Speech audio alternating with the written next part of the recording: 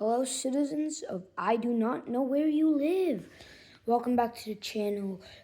As told in episode 1, go watch episode 1 if you want to watch this one. Because in episode 1, you get to know what happens in Transformers Volume 1. And you need to know what happens in Volume 1 to know what happens in Volume 2, right?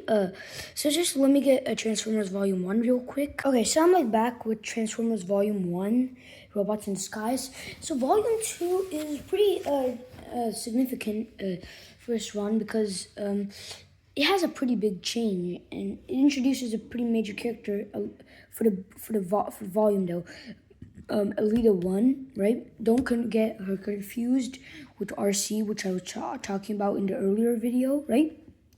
But the main difference in the creative team is Jorge Corona joining the cast instead of Daniel Warren Johnson. And what Jorge Corona does is he's going to be the artist for the Transformers from now on. Before it was Daniel Warren Johnson for like the entire run, but like when industry is introducing like, especially Image Comics, like when they're introducing new writers or artists, they always make sure to do it in a 6-issue gap, because then they can do a volume without having to have creative differences. And yeah, as you can see, the art is very different from the cover is very different for both of them. Yeah, let's just jump into it. First, starting off, the volume is called Transport to Oblivion.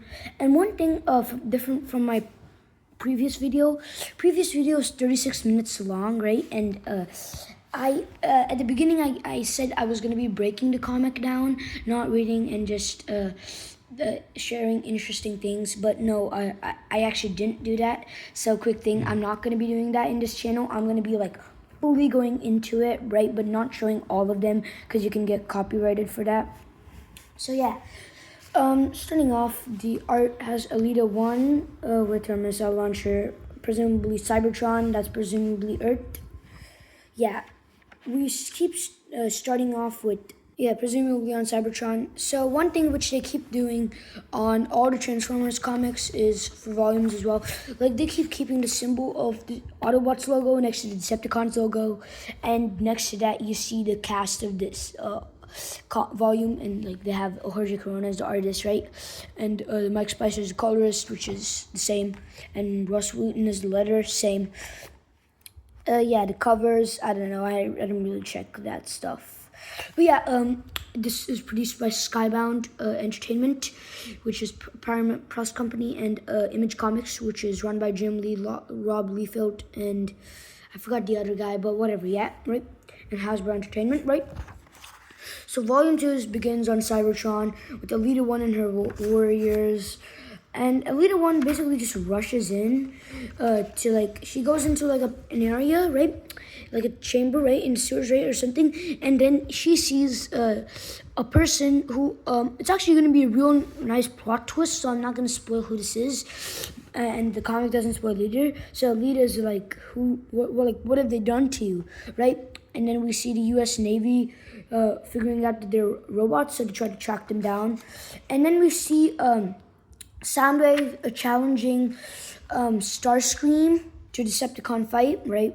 At the end, Starscream loses, and we get to Soundwave just impales him like crazy, right? See that he just stabs him, and then all the other Decepticons, the Constructicons, this guy, I forgot what his name is, right?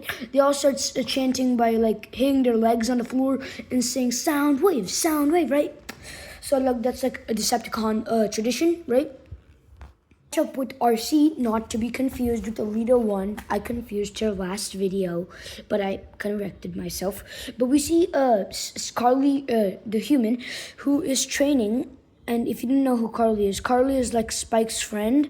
And if you don't know who Spike is, go check the other video. But Carly is like also in the other video, just saying. So Carly meets RC for the first time, the second time, but like they have an in-depth conversation here. And then they have a nice talk about teaching, right? How RC talks about how on Cybertron who her teacher was, Ultra Magnus, who is pretty important actually, and we sort of discussed him actually. But yeah, then RC talks about how he's dead.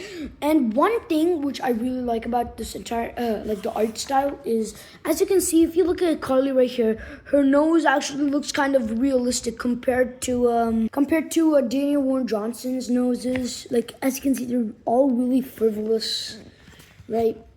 And like, if I like see when you see the nose out, it's like kind of like pointy, right? It's like Pinocchio nose, which I said in my last video. But yeah, I'm really happy to see this new art style. It looks really nice. But no shit to Daniel Warren Johnson. His art is really good as well, right? I just prefer his robots than humans. So we just skipped to seeing Spike and Optimus having a talk, because Spike's dad actually when Optimus was damaged, Spike's dad, Sparky, he ran into the Matrix of Leadership. And one thing which is really funny but like sad about that, right?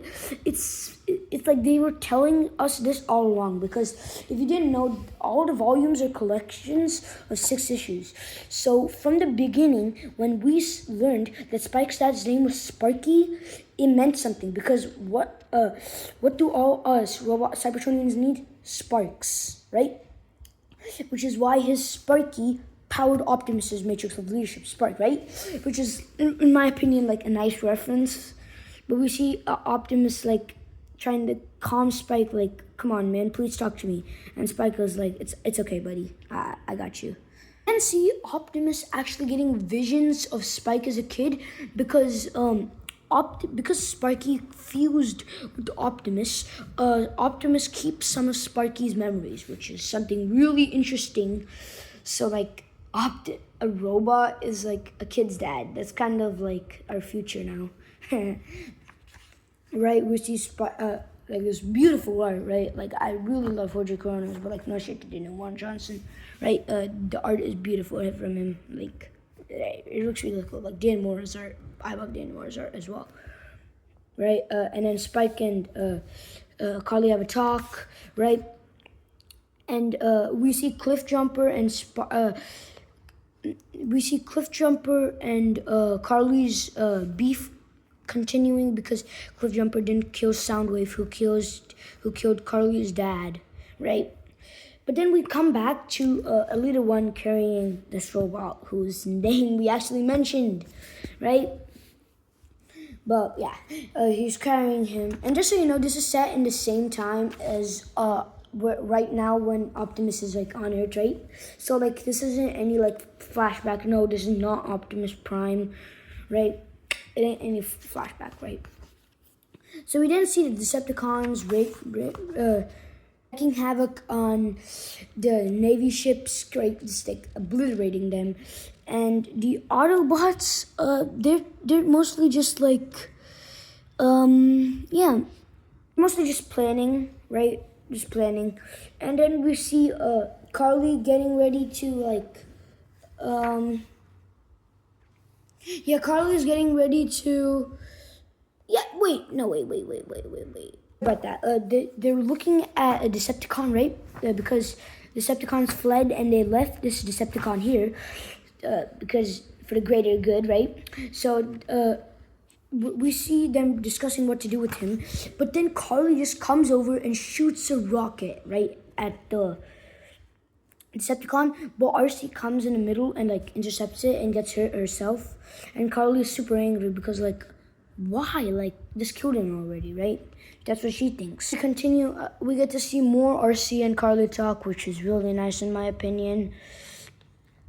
You see the ship the Decepticons came in, the Decepticons are coming back to it, right, to awaken a vessel of their own. We see more of Optimus getting Sparky's memories, like his first steps, him drawing the Decepticon Astro Train, right?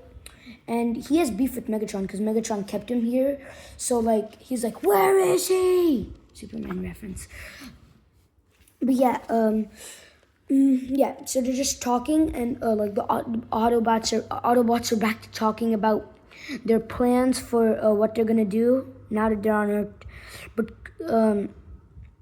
like how to face the Decepticons, like war against them, right? But then RC suggests Carly should be her Iron Apprentice. And in case you didn't know what Iron Apprentices are basically when two Cybertronians, one older and one younger, when the older one takes guide to the younger one. RC explains it perfectly right here. So if you want to get the perfect explanation, you just pause it, right? And we see the Autobots leaving because they finally found Decepticons, right? They're planning when to go, and they decided now.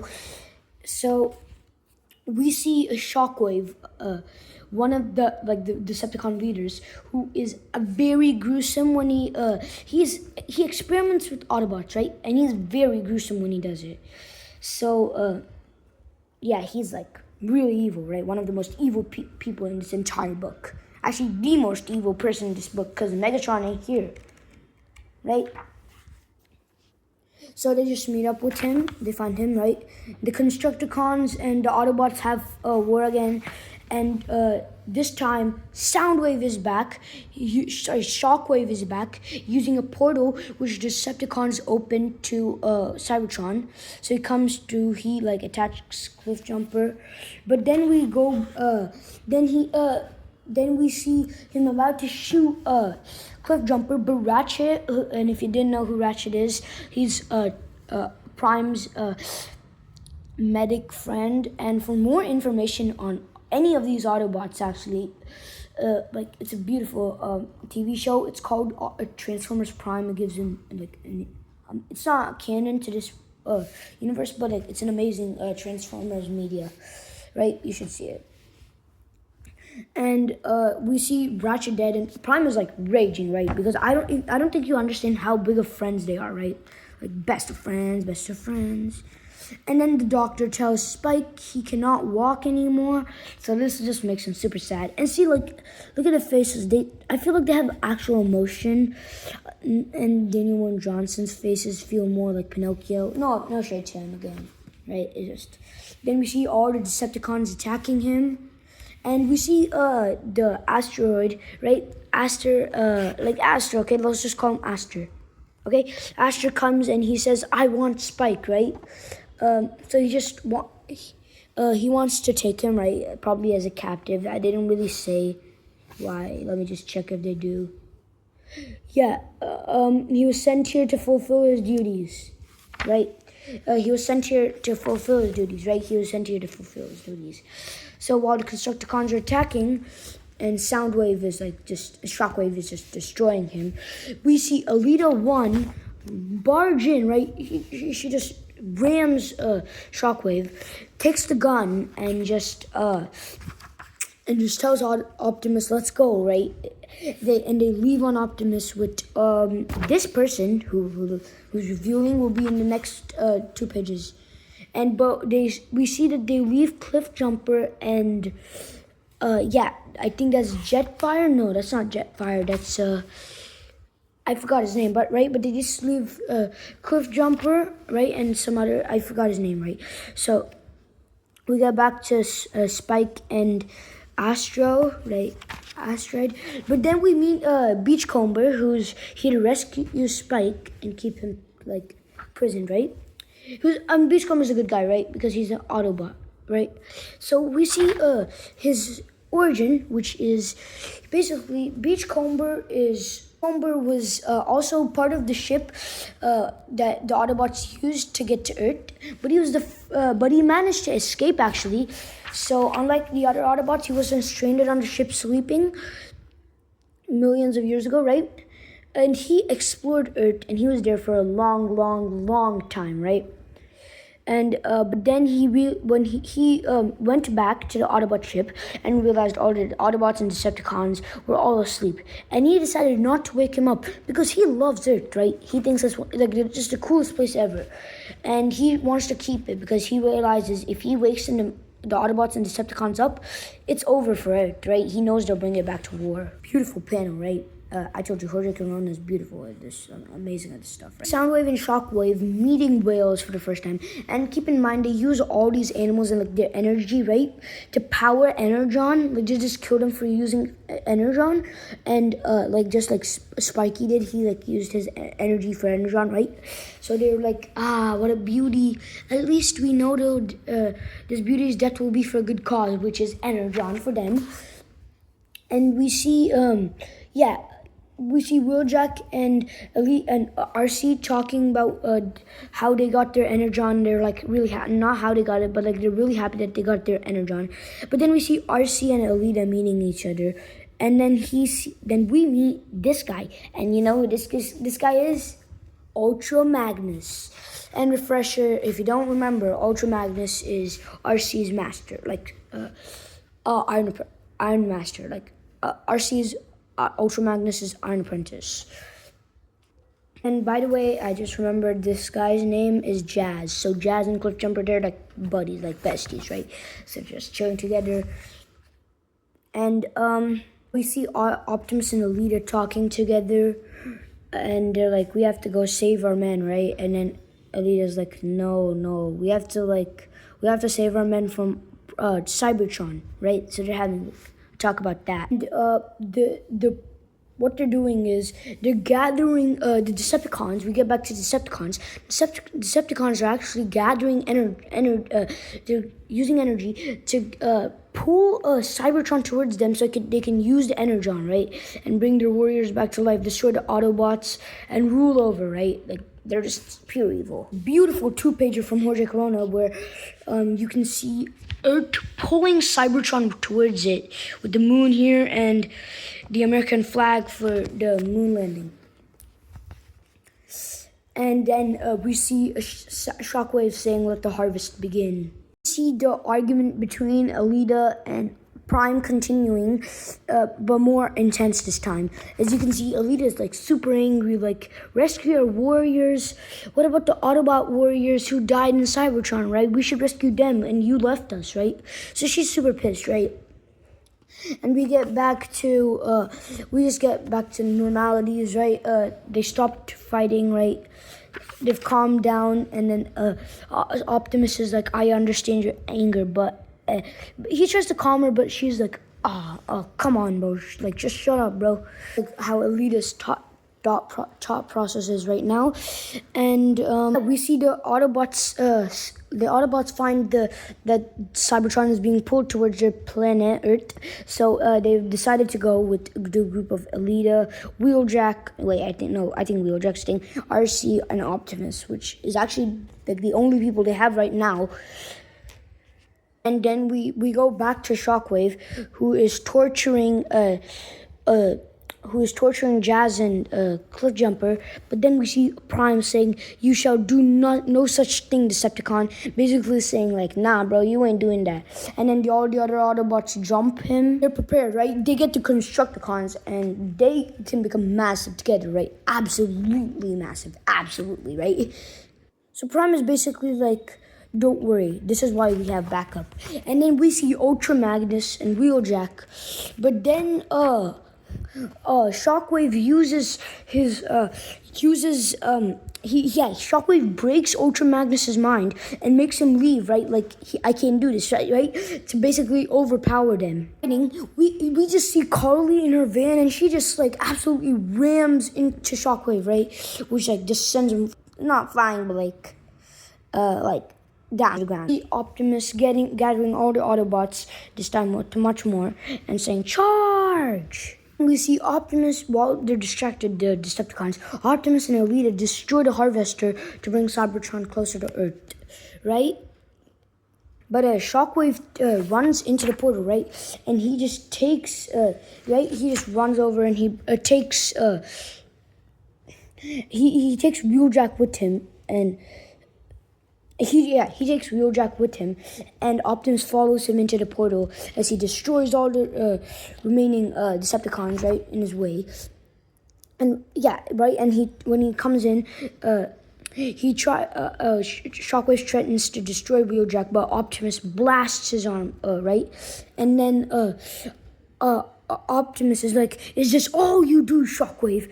Ratchet, Magnus, life, right? So he's basically saying, why do you keep like destroying people's lives? And then he gets a glimpse, right? And look at what he does, right? His eyes become pink, right? And you know what he does? He just obliterates his eyes, right? He just rips his face open. And then we see Alita following him and saying, I finally see her old self is returning. But Optimus is like, no, I'm not like that anymore. I don't know what came over me. And Optimus carries Wheeljack and is like, come on, let's go home. But Alita makes such a selfish decision and destroys the portal, right? But then she's like, come on, man, we need you. The Autobot Resistance needs you. But Optimus destroys this Energon reserves, powering the portal back, right? And once that happens, like, it just blows everything up. And Alita's like, you chose. And what happens is, because of that, the blowing up, because of all that Energon being blown up, part of Cybertron falls to Earth, right? And Prime is falling to Earth with the part of Cybertron, and he's like, it burned. If this is the end of my spike, then I will thank the Primes that this will be my last sight. But then we hear somebody saying, I know, Optimus, and we see Beachcomber saving him. He's like, this place reveals new beauties every moment. And we see Beachcomber taking Prime on his surfboard, and Prime is like, what have I done? What have I done? Right? And we see a chunk of Cybertron in the ocean, leading to a super bittersweet end. Okay, guys, that's it for today. Thanks for watching, and have a nice day. See ya.